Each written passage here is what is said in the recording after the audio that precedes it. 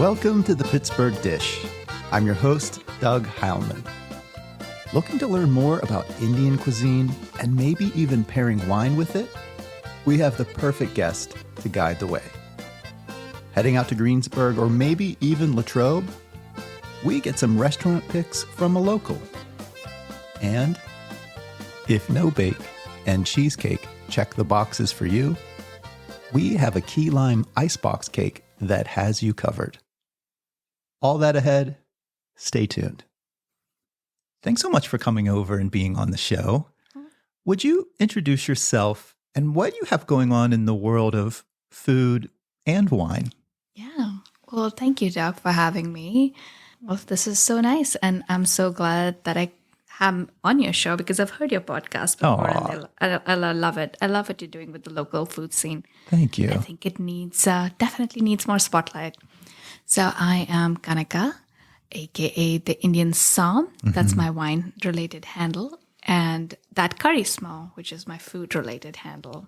We'll come back to why I've named them those. Yeah. But I am, professionally, I am a biomedical scientist and engineer by day. And I do this by night. Yeah. It's kind of my 9 to 5 and 5 to 9. And I love it. With the Indian Somm and with that curry smell, my hope is to actually really encourage Indian food and Asian food in general and give them the spotlight, which is not being given so far. I feel like, especially in this part of the world, and just see it from a different perspective, from a perspective of somebody who's an Indian. So I am an Indian, and I came here when I was 22, 23 for grad school. And my entire family is still in India. So I go back and forth. And I feel like food is such a wonderful connection to have with all of the people. Yes. And I love all of my friends out here who are, some of them are Indian, most of them are not. And I love introducing them to my culture and the new cuisine for them. And I love sharing that aspect of it. And same with the wine. I want to encourage really realistic food pairings and just a very nice open culture where we can learn together, and it'll just be something that is uninhibited and it's encouraging. I want everybody to feel encouraged when they're tasting wine, when they're trying out new food, and I really want it to be very diverse and inclusive. So that's my goal. So Kanika, I love your two social media handles and that they have sort of two angles. One is more about the cooking and homesteading. The other one is more about the wine and the wine pairings. But you do treat some of this like a business, right? Don't you do some classes or events? Can you tell us a little bit about that? Absolutely. Yeah, I do. So with both of these two, with that curry smell as well as the Indian Somm, I am doing more and more every day, and they're both now businesses. So with that curry smell, I am doing some cooking classes, and I'm doing at-home private cooking classes as well as I do some online, and I've also do some like corporate events for private chefing. But really with that, and soon in the fall, I'll be starting at my home cooking classes too. Right now, I go to your home and teach you how to cook, and I'll be doing that as well. But I have many basic classes that you can take from here. I have an Indian essentials class that you would do if you're like new to Indian cuisine. And then I have something which will be introduced soon. It's called a chai pani class, which is things that you would have with, first of all, I'll teach you how to make chai, which I think is very important for every person to know, because it's just such a comforting drink. I'll teach you how to make chai and some like little dishes and some snacks that go with it and that everybody in India can relate to. You're giving us the Indian version of English tea time, but probably on steroids. It's definitely on steroids. Oh, I love this. We're going to have to talk a little bit more about some entry-level dishes later. Yes. Okay. Absolutely. So yeah, each of these classes, and they're like longer classes for sure. They're each like 2.5, 3 hours, sometimes more. And then we'll cook together and then we'll eat together. And with that, I also try and incorporate with with this as well as individually my wine business. Yes. So the Indian Somm, and then I would give you pairings for the food that we have, and then I'll teach you about the wines and also how to pair them with that. And this can go with the food when we're doing a class, but also I do individual classes for the wine and food pairing. I do them individually as well as with other small businesses in the area of Pittsburgh.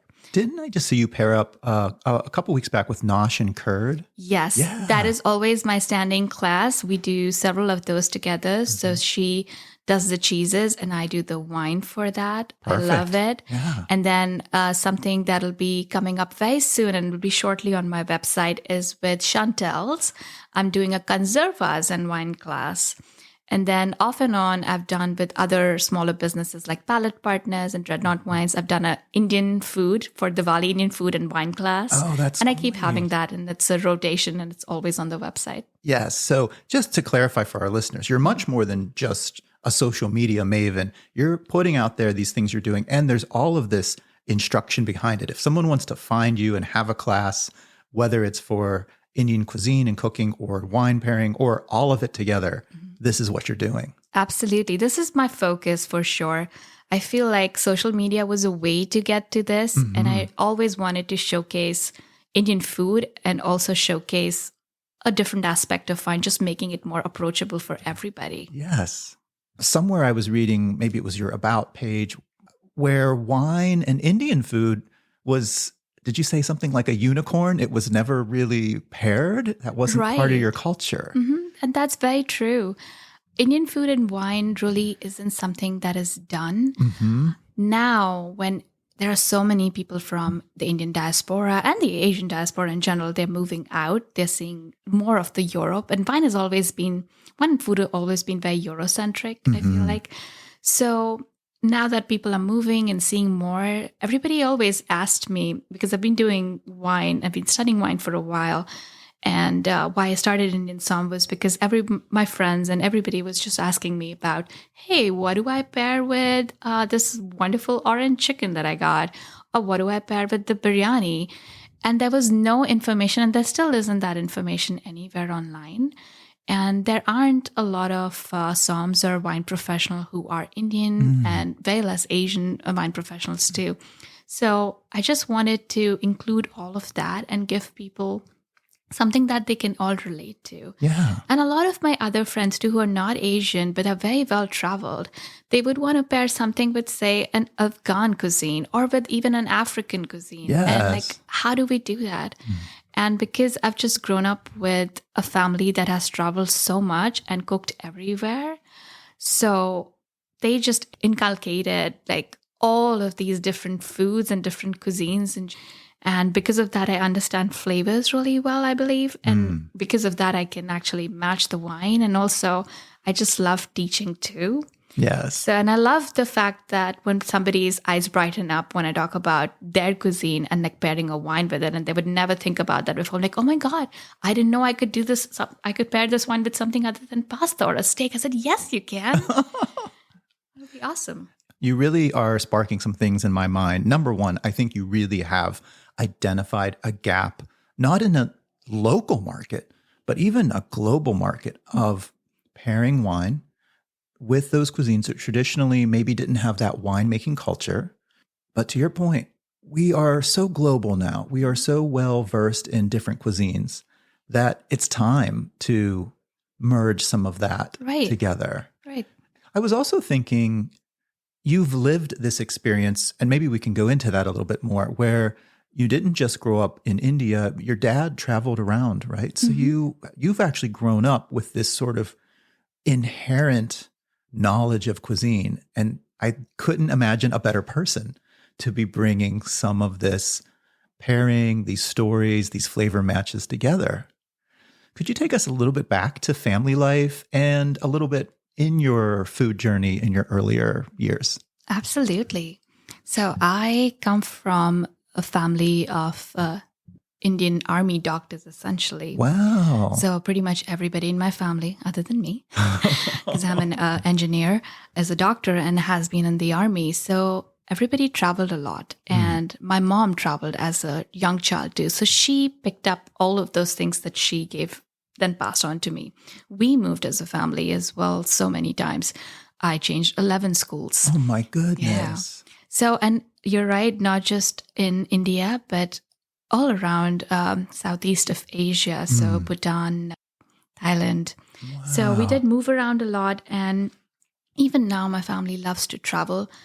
And this was when we were moving around, we were actually living in these places. And we pretty much lived in every single part of India as well. And if we weren't in that part of India, somebody in my family was living there and we'd be visiting them. Everybody in my family is extremely food-centric, extremely so. And they're all really good cooks. Oh. And that includes all the members of the family, my father, my mom, my grandmom, everybody. My granddad too. Is that extraordinary from the typical Indian family? Do the men and the women cook? It is a little different for sure, but I've always grown up seeing that. And that's just not my family. I believe this must have something to do with army life as well. Okay. I think because you're taught to be so independent. So both men and women of our acquaintances or our friends and our family, of course, we've always seen them cooking. But I do realize that this is not something typical. Okay. So yeah, things are changing now. I do see a lot of my Indian friends and family actually that are not related to me don't have those traditional roles of male and female, which is really refreshing to see. And I feel like cooking is such a basic skill that it should not be a role that is genderized at all. Right. I completely agree. I think my sister and I were very lucky that we were allowed to cook at an early age and sort of expected. And even now, when our family cooks, everyone has a thing they like to do. I'm so glad you grew up in a household like that. I know, I am too. Yeah, very fortunate. I think we both are. I know. That's great. Were there any moments growing up or in your travels that when you cooked something or the family did or you tasted something new that it was very transformative and changed your way that you thought about food? Yeah, absolutely. So many. There's so many moments that come into my mind. To name a few, there's this one dish that my grandma made for me. And we're from the north of India. It's called a gudamba. Okay. I know it's really hard to pronounce. And it is such an obscure dish. It's actually made with mangoes. Ripe mangoes. And it's a savory dish. So it's savory, a little sweet. Yeah, it's called aam ka gudamba. And aam is mango. I'm not going to say it right. It's okay. It's a hard word, and it's so obscure. And even now, if I talk to people who are from that area, there are very few people who actually know about it or cook it. And you would eat it with these fried puris, which are these puffy flatbreads. They're not flatbreads, they're fried, so they're puffy. Yes. And you would eat it with that, and it would be a very typical breakfast dish sometimes. Yeah, and it's got some wonderful whole spices in it. Something like fenugreek would be added to it. And it was just such a wonderful dish. There are so many other dishes, and it's just, I can name 100 experiences, just rattle them off right now. Well, I think what might be good for some of our listeners that maybe would like to broaden their own palate, maybe they haven't explored much of Indian cuisine, what would in terms of a dish that you'd want to make for them or have them try as sort of a first time stepping into those cuisine waters? Right. There are so many of them. I think the first thing that I would always have anybody make or try, I have a essential cooking class. I have many cooking classes, but this is one of my first things that I would always have somebody who hasn't had that much of an exposure to Indian cooking do, is to make dal. And dal is quintessential to Indian cooking. And it doesn't matter from where you are, which part of India you are, you would always have some form of dal. And it'll be different in the north, in the east, south, everything. Yes. And dal is just a stewed lentil dish, essentially. And the way you would make it in different parts would differ, like what spices you'd use and what ingredients you use in it. But the base ingredient of these lentils, dried lentils, which are then soaked and then rehydrated and then boiled, and then things are added to it. There's temperings and everything added to it. That is a quintessential dish for every single Indian. I love the idea of dal as being the sort of entry recipe. Kanika, is there one more? Oh, yeah, so many. But I think I'll pick one up that is it's in a form that I feel like every single person from America would relate to it. So it's an aloo tikki burger. So it's a burger, but it's completely vegetarian. It's actually vegan. Lovely. And it's made with aloo, which is potatoes. Ah. And you can add a lot of different vegetables, and it's a very vegetable heavy thing. And then you would just put some spices in it, and you would eat it as a handheld burger. I love this. And I don't know if I've ever had this. This is, I feel like, a morph on a railway cutlet. Yes. Okay, so railway cuisine in India is a completely different cuisine too, because Indian railways actually have fresh food. Oh. And in all of our travels, and we would always travel with railways, it's very common in most middle-class families in India, especially growing up in the 90s. And they would have the railway cart and a railway kitchen, and they would have these cutlets, which is not unlike in what you would essentially call a chicken cutlet out here. Yes. So they're kind of in that shape, but they'll always be vegetarian, made out of a base of potato with some spices and some vegetables. And I think this is a Rauji family morph on it. Pretty sure that my mom actually just like devised it from there. But I've seen it in different forms and all around India too. And it's just a burger, then it's made in the form of a burger with some fixings. Yes. And put in a bun, and you would grill it and you would eat it. And it's just such a wonderful alternative to a regular beef burger or something else. I want to try it. Yeah, I'll make it for you. Oh, thank you. I'm Kanika from That Curry Smell and the Indian Somm, and you're listening to The Pittsburgh Dish. All right, Kanika, you've given us some of your sort of flavor moments from family and growing up. So I'd love to jump forward a bit in life and talk about when you came to the States for college and what were those food adventures like? And I think you met your husband here. Is that right? That is correct. All right. It was such a wonderful time for me.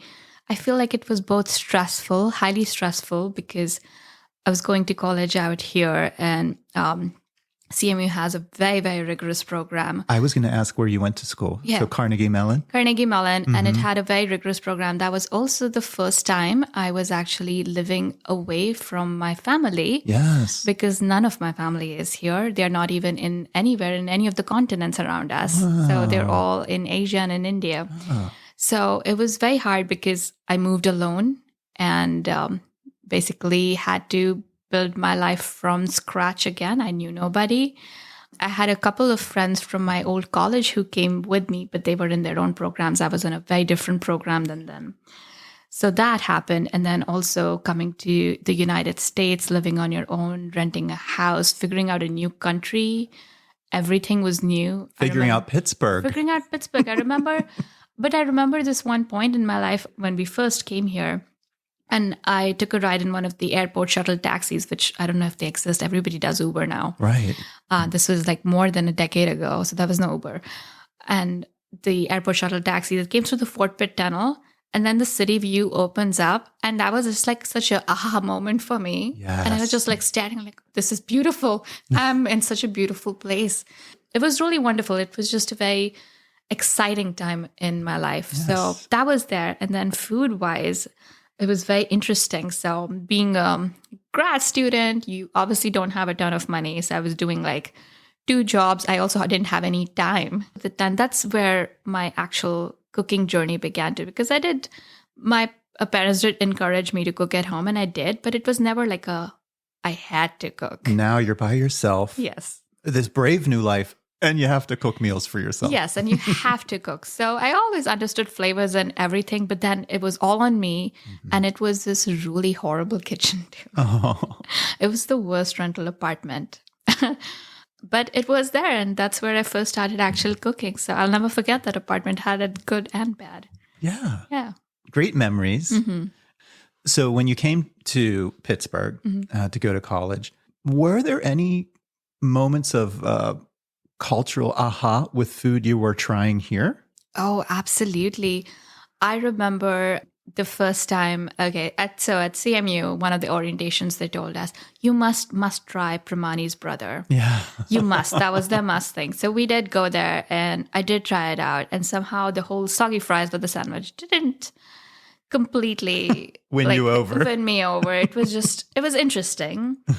But then I tried out just pizza out here, and we didn't have pizza like this anywhere in India at that time. Pizza in Pittsburgh is fairly diverse, actually. It is so cool. I don't know which one's the first one I tried, but every single one that I tried was just amazing. I enjoyed it so much. And then also tried out everyday noodles, I believe, around that time. And we have Chinese cuisine in India, and we also have Indo-Chinese, which is a cuisine of its own. Yes. But I never tried it like this, and it was so amazing, and it was great to see them. And also bubble tea. That was the first time I tried bubble tea. That was amazing. And there were so many other things too. There used to be this Jewish deli in Squirrel Hill. I've forgotten the name. I tried out a few things from there. They were amazing. When I was actually going for my second grad school, I was living in Squirrel Hill. And I was my bus stopped right at Allegro Hearth Bakery, which just has my heart. It does. I stopped there pretty much every day. I was like, yeah, after my research and after like killing a bunch of mice. I'm a biomedical engineer, so yeah. After all of that gory and very stressful life, I would always go there and get a pastry to go home. I loved that place. And then I would say Udupi would be the other place that we tried. It was so hard to get to Monroeville. I didn't have a car. So any of our friends who had a car, we'd go there and we'd eat. And Udupi is Indian cuisine. It is. And this met the match for you? Like you thought this is like home? Right. So Udupi is very much like a South Indian cafe. And they do have other things too, but I would say they're South Indian cafe food. The things like dosa, their filter coffee, their avial, which is like a coconut dish with a lot of vegetables. All of those things would be something that I could actually remember from being in India. And whenever I would feel nostalgic, we would try to go to Udupi and eat that food. And it would always be wonderful. You just have me thinking, have you found any other Indian restaurants that you really fancy now? Yeah, there are so many new restaurants that some of them I've tried and some of them I have to. I might try the one in Carnegie actually soon. But I tried out Bombay to Burg. It's so cool. I love the place. And there are some things out there which I've only seen in India, like the paneer kurkure. I haven't seen that appetizer out somewhere else. I think it's really good. Mm-hmm. And there's Mint in Banksville. Mm-hmm. And they have... So a good thing to understand about Indian restaurants out here is I think they're trying to cater to every palate. Yes. But they all have their specialities of what you should actually be getting from them, because that's where they're from, that's where the owners are from, and that's what they really make very well. So this is why I need to go with you. Yes, we need to go together, because there are certain things. Okay, Indian food in general is like kind of like pizza. I feel like even the worst Indian food would not be bad. Still pretty good. Right, still pretty good. Yeah. And there are many restaurants out here that have Indian food that are not exactly Indian. They're more like Bangladeshi food, or they're Pakistani, which is another whole cuisine, which is lovely and amazing, but it's different. Yeah. It's different than what you would get. So I just feel like every place has its own speciality. It's something that they make wonderful, and you should go out there and eat that. For instance, there's Kebab and Curry on Banksville, which is actually a Pakistani establishment. But they do call themselves like Indian and Pakistani food. I feel like there's just more recognition for Indian food, so everybody says that. But their Pakistani dishes are actually amazing. So there's a thing called chicken halim, which is kind of like chicken cooked for hours and hours and mashed into this lentil thing. And it just becomes this harmonious, wonderful dish with so many spices. That is wonderful. And I feel like very few people know about it because they haven't heard about it. But I'm glad it's on the menu. So anytime I go with my friends out there, or I take anybody out there, I'm like, you have to try this, because this is what they're actually eating and cooking at home. And that's what you need to try. Kanika, I have a whole other business idea for you. And it's in partnership with these places that you love. So not only should you be doing your cooking classes and your wine pairing classes at home, you should take people to restaurants with you and be the guided tour on what we're going to eat, like program out a menu with them and have the best dishes. I would love that. You should do that. I love this education because so often I think folks, especially if you grew up here, you don't realize the diversity that we actually have too. But you have the insight of what some of the best dishes are at that place. In addition to the restaurants you're mentioning, are there any grocery stores or shops or markets that you really love visiting as well? Right. Oh my God. I have so many, and I have them on my social media too. I always highlight them. So for Indian food, I would say there are a couple in Oakland because of the colleges. Mm-hmm. There's one called Bombay Store, which is really good. I haven't been there in a while, but there's Patel Brothers in Monroeville, really, you'll find a lot of aspects of Indian cuisine from different parts of India. It's not just focused on a north or south. So that is really good. But there's also so many different farms around that you can source your stuff from. And I love doing that. Yes. So you brought up your husband, Tony. Mm-hmm. You've been in Pittsburgh for how long? How long ago did you move? I have been here for almost 12 years. And when did you meet your husband?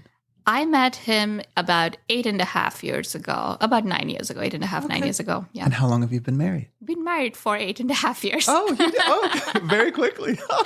Yeah, we got married like within 6 months. And it was, we treated it as our engagement because my parents couldn't get their visa in time. So we just it was a civil ceremony. And then a few months after that, we did what I call a white wedding. So I call it white just because I wore a white dress. Yes. And then we also did a proper Indian wedding at the same time for my family, and everybody was there and we had to condense it because usually Indian weddings go for like 7-8 days. So this was condensed in 1 day.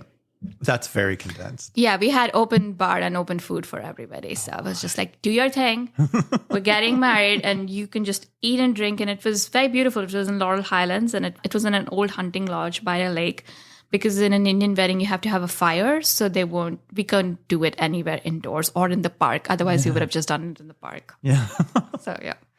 He is from an Italian background. So very Italian. I would think that somehow plays well with your whole idea of wine as well, like probably figuring out more wines so to come much. in. Yeah. Absolutely. When I met him, I was just graduating from like Manischewitz. And I was having some wine and I was trying out new stuff. And then we used to have Thursday dinners with his nanny, so with his grandmom. And that's where I actually learned and actually ate Italian-American food. Yes. Tony's grandmom and certain members of his family, like his aunt is also a really good cook. And they all cook and do everything at home too. So they grew food there at home too. The sauces would be their own. So everything would be there. And when I met her, she was just beginning to stop doing it. So I tried to have every single moment that I could have with her in the kitchen and just learning as much as I could from her. Yes. Yeah, because she passed away soon after that too. But I'm glad I had to have that time with her. Yes. And other members of his family too, I tried to learn as much. So I did learn quite a bit from his family about Italian-American food. That is obviously, I think besides Indian food, that is obviously Tony's soul food. So I had to make that for him. It's so great that you inherited from your in-laws a whole other cuisine dynasty, and you were able to learn some of those lessons from the elders before they passed on. Absolutely. And then we've made it a point of wherever we've traveled and wherever we continue to travel, we really immerse ourselves in the cuisines of that place too. So we did go to Italy and we did go to Tony's ancestral places and actually met some of the people and learned how to cook some of the dishes and everything. And also, of course, the wine, because that is the focus. So whenever we travel, our travel is mostly me meeting the producers and the wineries, and then us cooking and then just traveling. It's a lot of fun. It's not only a great vacation, it's an education for you to bring back. Definitely. We like having more active travel time. Kanika, you are the ultimate food person to me. Thank you so much for sharing your experience. As you think about moving forward with both that curry smell and some of those classes or the Indian Somm, what are some future plans, goals? Where do you see it all going for you? Yeah, I would love to have more people see Indian food as it should be. So I would love to be on a bigger platform where I could actually showcase proper Indian food to more people. I would love that. I would love Indian food to have the same spotlight on it as some of the other European cuisines does. And I feel like in America, it kind of gets lost a little bit. And it's starting to get some recognition. People are starting to differentiate between a dal makhani or a chicken. Well, chicken tikka is a whole other thing. It's not really Indian, but we won't get into that.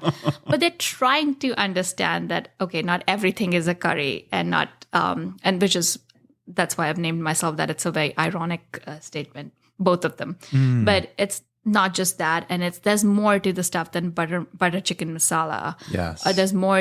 There are so many different things. So I want more people to know about that. And I want to really have people learn about that. I'm really very fascinated by that. I want more people to taste it, to appreciate like real Indian food. And in terms of the Indian Somm, I want people to have a place where they can come to and have more relatable pairings, but also learn about wine in a way that is approachable, that makes sense to them, and that is more diverse and really inclusive, because I find that there's always that hesitancy in people to always think that wine is so snobbish or wine is not for them or not for their culture. And countless people have told that to me. And I want to change that narrative so badly. Yes. I want it to be more inclusive. And we are such a global community now. I feel like we're all global citizens and we should all be able to enjoy wine with the things that we like to eat, and we should enjoy it without judgment. And I like coming from a place of knowledge from it, because I feel like then the mystery, it's all demystified once you actually learn a little bit. Learn, but also have fun with it. That's when you can actually start incorporating it properly in your lifestyle. So that's what I want to do with it. Thank you so much. I think it's the absolute right thing that you should be doing. Thanks, Doug. All right, Kanika, we've talked about your classes. I do want to give you a moment to plug anything you have going on. If people want to find you, follow you, attend a class or an event you're doing, how can they find you? Absolutely. So for the Indian Somm, all of my classes would be listed on my website in the events page, and you can go out there. And I also announce them on my Facebook and Instagram social media. I have quite a few coming up. And then and you can also, there's a form out there that you could fill up or DM me if you want a private class. And for that curry smell, right now it is, I haven't had the chance to put the specific classes on the website, but I'll be doing that soon. So you can get a basic idea of what it's going to be. And then you just contact me. And I'm just very open. So email me, all the emails are there, DM me. And if I have an opening, I'll try and accommodate you. Perfect. All right, Kanika. The name of the show is The Pittsburgh Dish. What's the best dish you've had this week? Ooh, okay. This is hard. One of my very favorite dishes that I've had recently would be the roti and the lamb from Pusidis, roti and lamb. Yeah, that is such a great dish. I love Pusidis too. Their Thai food is just, oh my gosh, just so different and so interesting. I love it. Yes. Kanika, thank you so much for being on the Pittsburgh Dish. Thank you so much for having me. If you're heading out to the Greensburg area, you may want to have a couple restaurant picks from a local. Let's check in with our friend Emily Struhala. Hey everyone, we're joined today with Emily Struhala, a freelance journalist out of Greensburg, and she's stopped by to give us some local restaurant picks. Emily, thanks for coming on to the show today. Thanks for inviting me, Doug. So Emily, we were talking pizza and wings earlier before we recorded, and I wanted to know, is there a place out your way that you sort of love as a go-to for that? Yeah, so I really enjoyed Joffrey's on East Pittsburgh Street, but my go-to from there is called Tin Chicken. Oh, what is tin chicken? So it's a grilled chicken breast, and then it has a jalapeno blueberry sauce that goes on top of it. Wait. Jalapeno blueberry. This is blowing my mind. With goat cheese. Oh my. Like this actually sounds like something I would have in a salad too. That's very interesting. Yes. And so it's a little bit spicy and sweet? Yes. It's a perfect combination of both, but even if you think, oh, it's too spicy, it's not. It's like just a perfect balance of flavors. Mm. So you said this is your go-to? It is my go-to. Is this something they're known for? Yeah, it's one of their specialty items on their menu. Mm-hmm. And it's been on since they've opened. Oh, okay. And of course, you were telling me too, they have good pizza, good wings, other sandwiches as well. Mm-hmm. And we should also let folks know that this is the Jaffrey's in Greensburg, but they do have a second location in Latrobe. Same family, but a totally different menu, right? Yeah. So the one in Latrobe, they just opened in the past couple of years, but they do brunch on weekends, and then they just have a whole completely different menu. Okay. So, and I think that one is the Jaffrey's Stone Bar and Kitchen. Yes. All right. So both are good, yes, but just totally two different places. Yes. All right. So Jaffrey's in Greensburg, mm-hmm. or maybe go to the one in Latrobe. Yeah, the one in Latrobe, I did eat there once for their brunch, and it's more of like a specialty brunch, and it was very good. All right. And Joffrey's is spelled Jaffre, if people are looking. Yes. Okay. Great quality. Yes. Emily, thank you so much again. Oh, thank you for having me. Emily Struhala is a freelance journalist covering food and tourism in Southwest PA. You can follow Emily on her Instagram account at EMS_experiences_PGH. This week's recipe comes from Zita Edsall of Chip and Kale, and she brought over to my house what she calls the lazy key lime pie Icebox cheesecake. Zita, where did this recipe come from? Well, my favorite cake, actually John's as well, is Russian honey cake. I grew up on that cake. Oh. And it's relatively simple, but I could never recreate it because of the butter and the cream in between, till I actually discover, reading a mystery book, such a thing that's called an icebox cake, which is graham crackers layered with pudding. Yes. And I'm like, oh my gosh, this is kind of like a really quick Russian honey cake, very close to it. And now it's summer and key lime pie is everywhere, and it's the tanginess, cool thing. And I was thinking, oh, how about layering key lime pie in the graham crackers? Yes. I mean, I think a lot of key lime pies have a graham cracker crust anyway. Yeah. But this would be super easy for someone to assemble. Correct. Yeah. And it's so easy. So you, of course, can make it vegan with all the vegan ingredients. And this recipe I wrote for everyday folks with regular ingredients. Mm-hmm. And you just basically need a bowl and hand mixer. And that's pretty much it. Of course, if you find key lime pies would be wonderful because they are wonderful, but you can use regular lime and it works. Yes. Just great. When I actually tested out and it just disappeared.